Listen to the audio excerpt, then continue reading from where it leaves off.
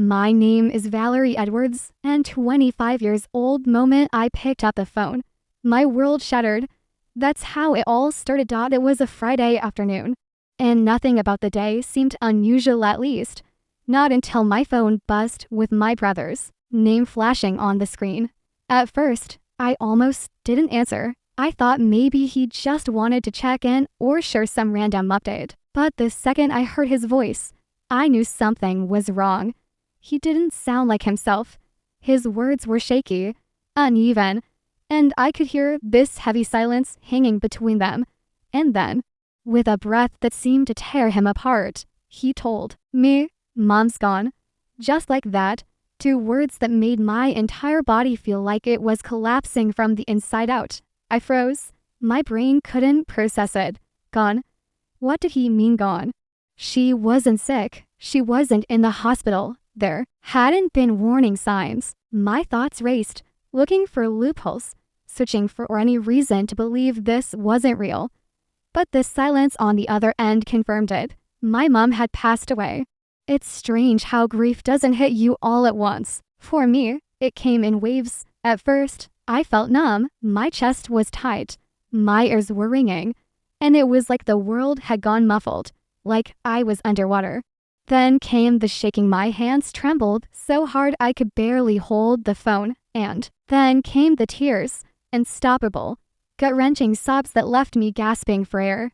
I dropped down onto the floor, clutching my knees like that could hold me together when everything inside me was falling apart. My brother kept talking, his voice breaking, but I barely heard the words. My mind kept flashing through memories, fragments of her laugh, her voice, little details that suddenly felt like the most precious things in the world.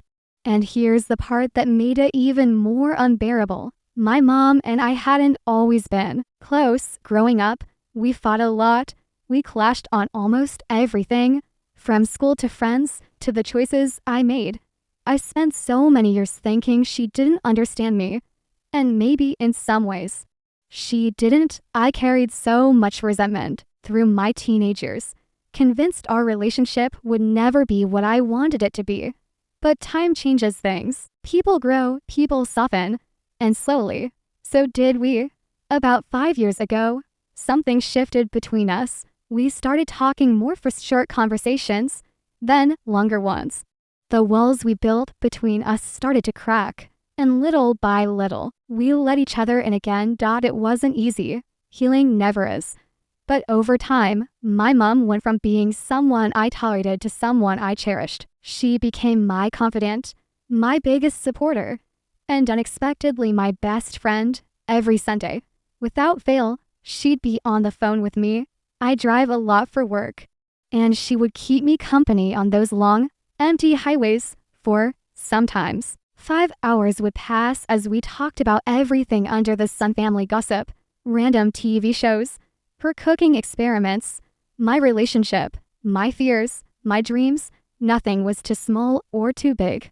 She was there for all of it. And the best part, she listened, really listened. She didn't just hear me, she understood me. I could always count on her to ground me when I was spiraling, to cheer me on when I doubted myself, and to laugh with me until my stomach hurt. Those calls became the highlight of my week. They were our ritual, and now they would never happen again. The thought of never hearing her voice again, never sharing another silly story, never rolling my eyes at her corny jokes, it was unbearable. My chest felt like it was caving in. That's why, when I hung up with my brother, I knew I couldn't be alone. I needed someone, anyone, to hold me up, to remind me I wasn't drowning. And the first person who came to mind was my boyfriend. We'd been together for 4 years, and while our relationship wasn't perfect, it was steady, reliable. I trusted him. He knew how close my mom and I had become. He had even been part of it sometimes, sitting in the passenger seat during those long Sunday drives, quietly listening as my mom rambled on about her week. He'd laughed at her stories. He joked about how chatty she was. He'd witnessed firsthand the bond we'd built. So, of course, he would understand. He would know how much this loss meant to me. I picked up my phone with shaking hands and dialed his number. When he answered, I could barely get the words out between sobs.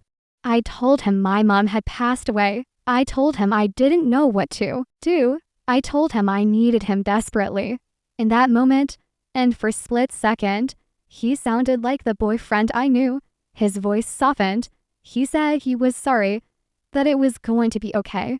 But then so quickly I almost thought I imagined. His tone changed. He reminded me he had plans that night, that he'd already told me days ago about his monthly hangout with his friends, that it wasn't something he could miss. I felt my stomach drop. I couldn't believe what I was hearing.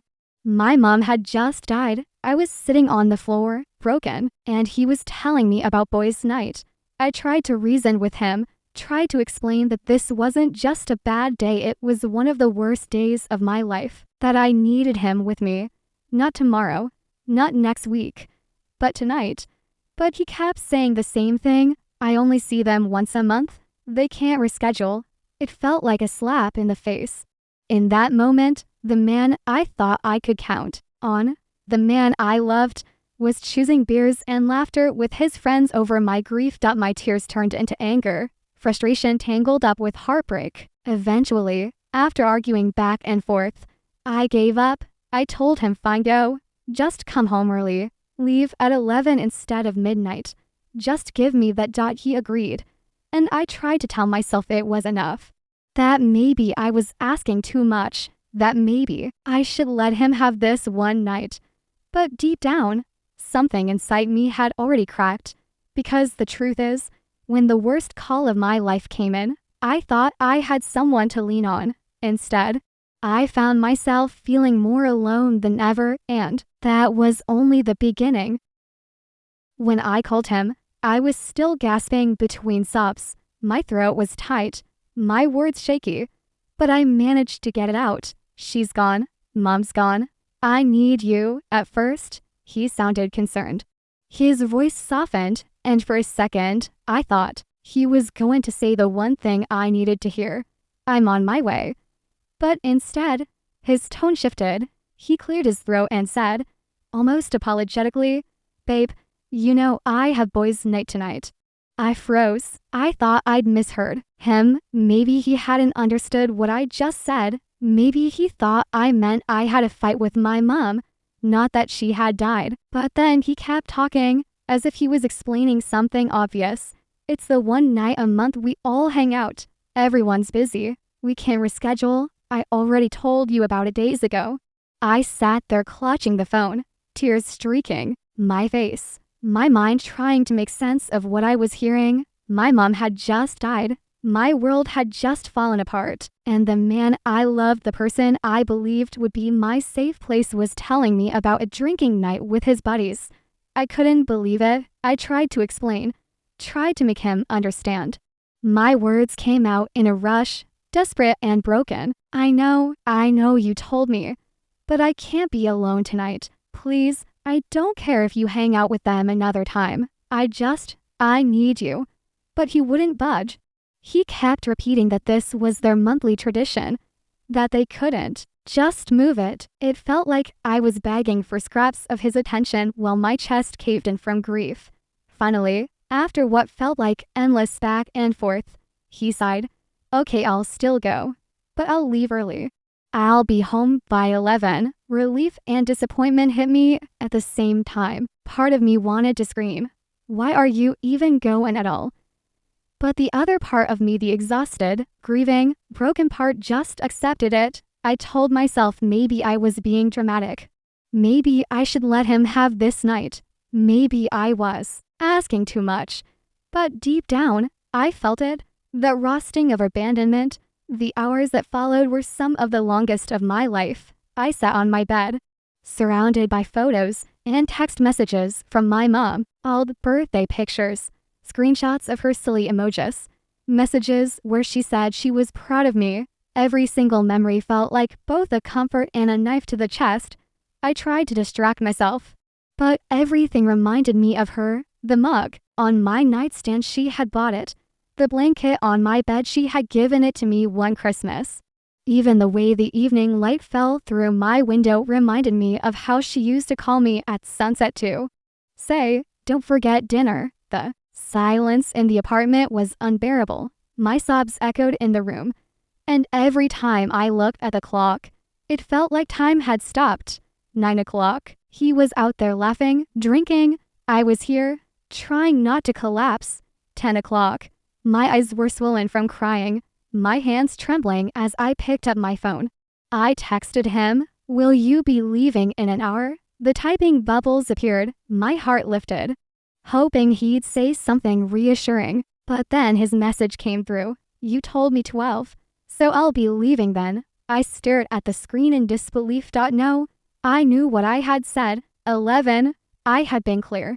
That was the one condition I clung to, the only thread keeping me from feeling completely abandoned. I replied, "No, I said 11. That was the deal." And then, nothing. No dots. No reply. Just silence. I sat there, staring at my phone, willing it to buzz. I refreshed the screen, checked the Wi-Fi, convinced maybe something had gone wrong. But he had simply chosen not to respond. Minute by minute, the silence grew heavier.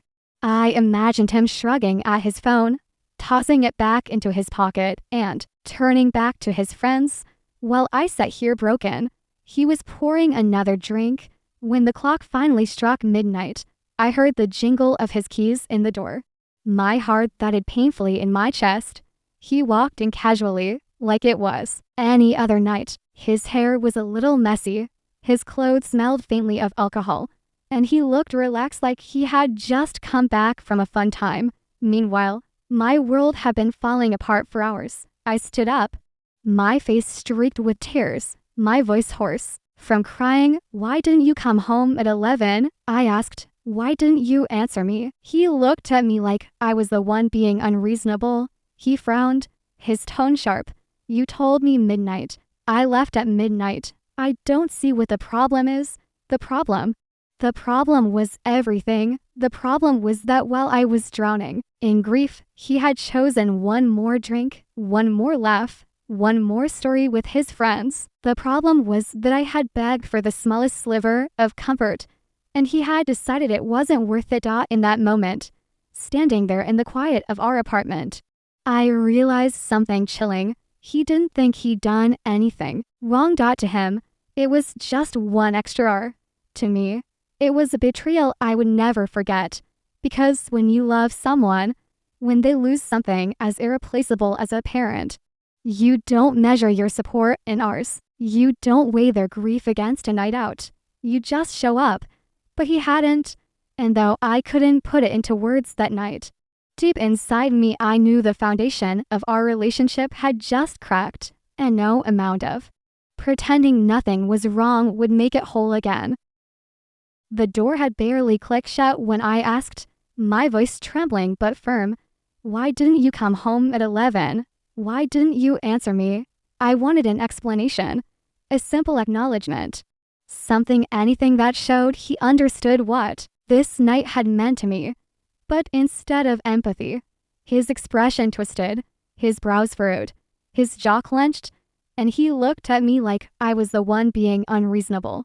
And then the words came out, sharp and venomous. "You're selfish. You ruined my night. It's just one extra hour. It doesn't matter. You'll be fine. You didn't even spend your childhood with her anyway." For a second, the world went silent. His voice echoed in my ears, but everything else fell away. My heart sank, my stomach turned, and it felt like the air had been knocked out of my lungs. I couldn't even process it at first. Did he really just say that? Did the man I'd loved for 4 years, the person who had seen me at my most vulnerable, just throw my childhood wounds in my face? The grief that had been suffocating me all night suddenly mixed with rage and disbelief. My voice cracked when I answered, "How could you say that? Do you even hear yourself right now?" But he didn't flinch. He didn't take it back. He didn't soften. He just stood there, shoulders stiff, his voice growing louder. "I left early. I still came home. One more doesn't make a difference. But you're trying to control me. You're selfish for expecting me to drop everything for you. selfish. The word slammed into me like ice water. How could he twist it that way? I had just lost my mom. My entire world had tilted off its axis. And somehow, I was selfish for asking him to stand by me. I tried to reason with him, my words tumbling out, desperate to make him understand. I didn't even want you to go tonight. I only agreed because you promised to come back early. That was the deal you agreed. You broke your word. And now, you're blaming me. But he wouldn't hear it. Every word I said bounced off him like rubber bullets. He just kept repeating it, over and over, like a shield. You're selfish, you're selfish, you're selfish. It was like he had decided that was the narrative, and no amount of truth would change his mind.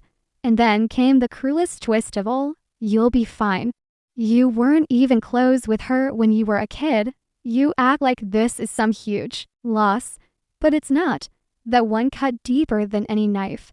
Because yes, it was true that my mom and I had fought when I was younger. Yes, we hadn't always had a picture-perfect bond.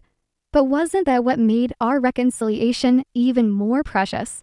Wasn't the fact that we had healed and rebuilt something from the ashes even more meaningful to him? It was a throwaway fact, a weapon to use against me. To me, it was sacred. I felt hollow, like I had been split open and emptied out.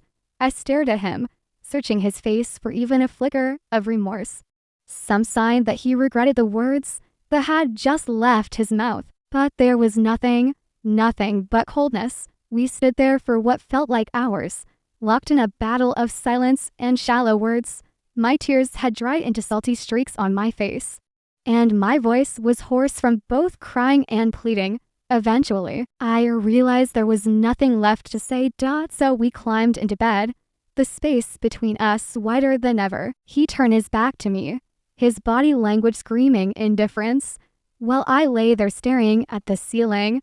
The silence was suffocating. He had his comforter pulled up, his breathing slow and steady like he was already drifting off to sleep. Meanwhile, my chest ached so badly it felt like my ribs were caving in.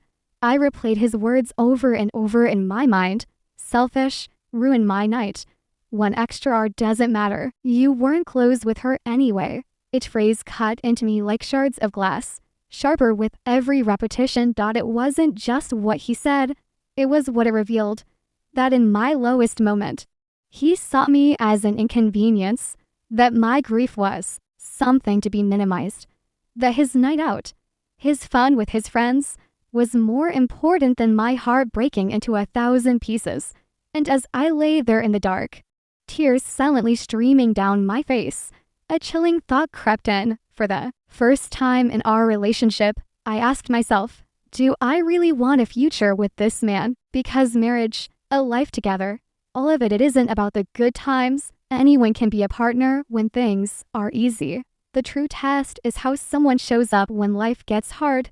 And tonight, he had failed me. Not just failed, but actively hurt me. I thought about the vows people make in weddings, for better or worse, in sickness and in health, in good times and bad. And I realized, if this was how he acted during one of the worst nights of my life, what would the future look like? What would happen if another tragedy struck? If I lost another family member? If we had children someday and something went wrong? Would he be there or would he shrug, tell me not to be selfish, and go out drinking instead? The question swirled in my mind, keeping me awake long after he fell asleep beside me. I wanted to shake him awake, to demand an apology, to beg him to see me, to really see me. But I didn't, because I knew, in that moment, it wouldn't matter. He had shown me who he was, and as painful as it was to admit, I couldn't unsee it. By the time the sun rose, I felt like a completely different person. The grief of losing my mom hadn't dealt it was still raw, jagged, unbearable. But alongside it was something new. Doubt. Doubt about him. Doubt about us. Doubt about whether the man I had been with for years was truly the partner I thought he was. And deep down, I already knew the answer. Because when I needed him most, when the world crumbled beneath my feet, His words weren't warm or comforting. They weren't supportive or kind. They were the coldest words I'd ever heard. I didn't know where else to turn. The morning after that awful night, I woke up hollow. My eyes burned from crying. My throat was raw, and my chest felt like it was filled with lead. My boyfriend was in the kitchen making coffee, acting like everything was normal, like the night before hadn't even happened. That coldness was unbearable. So I grabbed my phone and poured it all out online. A long, desperate post, just begging strangers for perspective. Am I overreacting? Is this normal? My mom died and my boyfriend chose boys' night. He called me selfish. He said I wasn't even close to her. I hit post and stared at the screen, watching comments trickle in. Some people validated me. Some offered condolences. But then something unexpected happened. A direct message popped up. It was from one of his friends. At first, I thought it was a mistake. He had never reached out to me before, not once and for years. I stared at the screen, debating whether to even open it. My hands were shaking when I finally tapped. His message was short. Did you write that post? My heart jumped into my throat. I typed back a cautious, yes, why? And that's when the ground beneath me shifted. He replied, because. If that's true, you deserve to know what he said about you last night. I froze. My thumb hovered above the screen, unable to type. My chest tightened with dread. I didn't want to know, but at the same time, I needed to know. What did he say? I typed. His answer came quickly, and every word was like a dagger to the heart. While I had been curled up in bed, clutching old photos of my mom, sobbing until I couldn't breathe, my boyfriend had been sitting with his friends, laughing and drinking, calling me psycho. He told us you were crazy for expecting him to come home. His friend wrote, he said you weren't really close with your mom, that you barely talked to her, and that you were just using her death to control him. My vision blurred with tears. I wanted to throw my phone across the room. I wanted it not to be true. But his friend kept typing, like ripping open a wound I didn't know I had. This isn't the first time, either. He's been lying about you for years. He always makes you sound controlling, fake, or manipulative. He told us you trash-talked us behind our backs, that you aren't the sweet person you pretend to be. He's been painting you as the crazy girlfriend since the beginning. I couldn't breathe. For years, I had smiled at his friends. I had tried to make conversation, to support their bond, to respect their traditions, and all that time, he was poisoning them against me behind my back, twisting every argument, every disagreement, until they saw me as the problem. It felt like my entire relationship had just shattered in front of me. Because suddenly, it wasn't just about one night. It was about years of betrayal, years of lies, years of him secretly tearing me down while looking me in the eyes and saying I love you. The friend's last words before he stopped messaging me were the harshest of all. I don't know why he does it, but I couldn't stay quiet after seeing your post. You deserve to know the truth. When I confronted my boyfriend, my hands were trembling, my voice shaking with both rage and grief. What did you tell them? What did you say about me last night?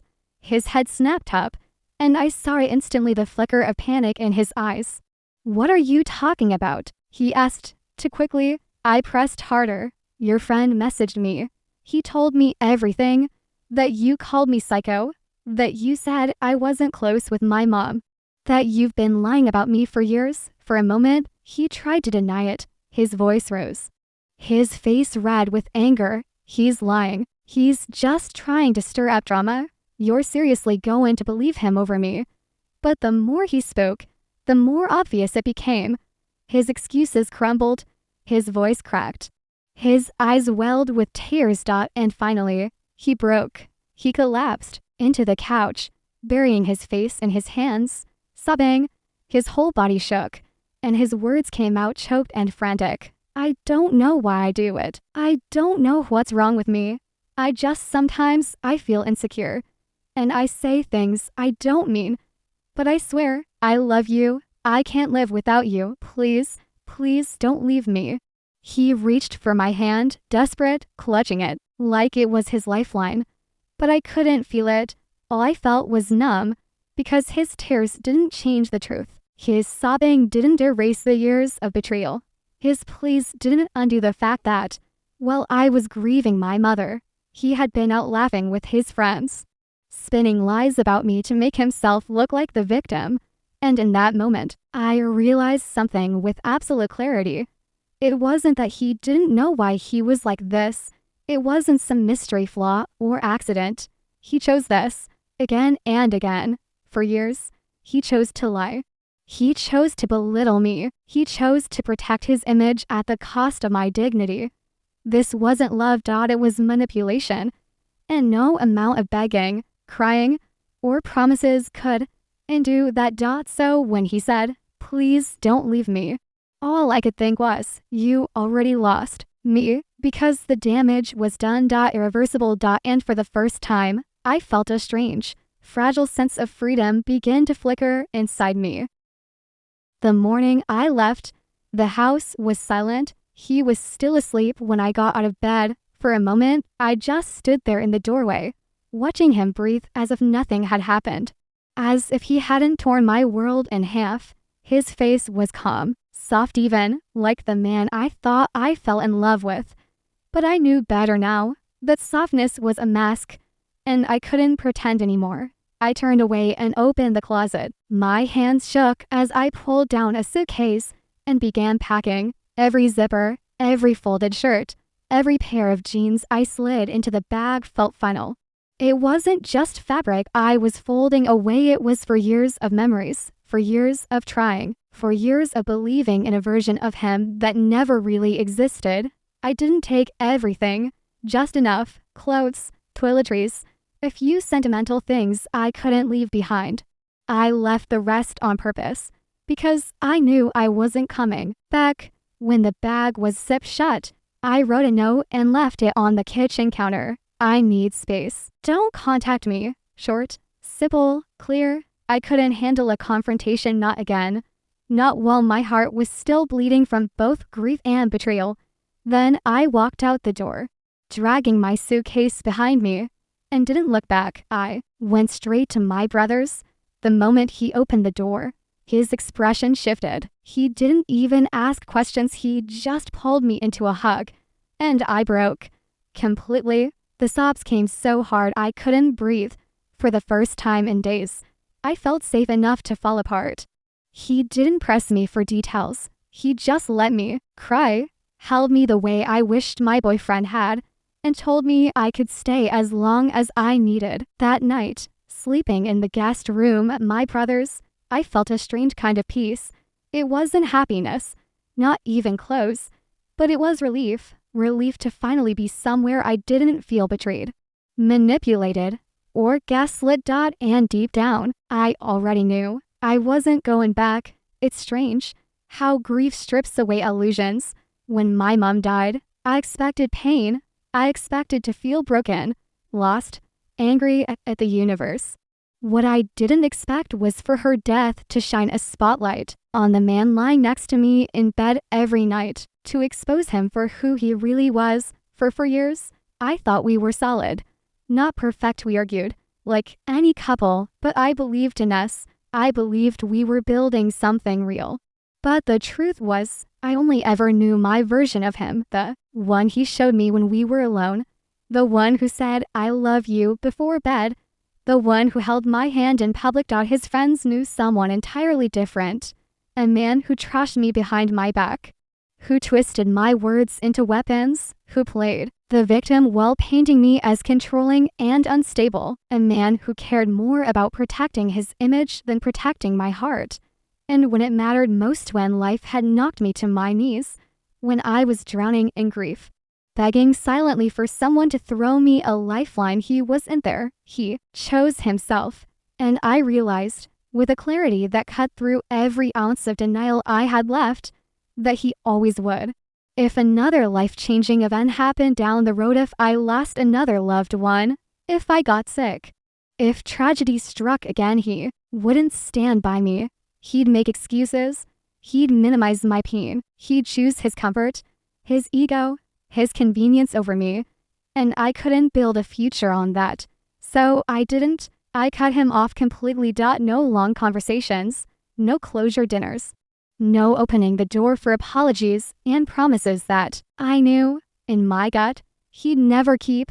The man I thought I loved was an illusion, and the real man, he was someone I couldn't forgive, not because he made a mistake, but because he made a choice over and over again. So I blocked his number, deleted our pictures, shut the door without leaving a crack open for him to slip through. For the first time in years, I chose myself. Losing my mom broke my heart in ways I can't put into words. There are mornings I still wake up and reach for my phone, ready to text her, before reality crushes me all over again.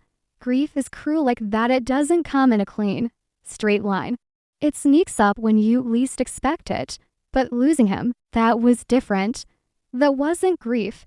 That was release. Because letting him go saved me from a lifetime of pain. It saved me from years of being diminished, disrespected, and lied about.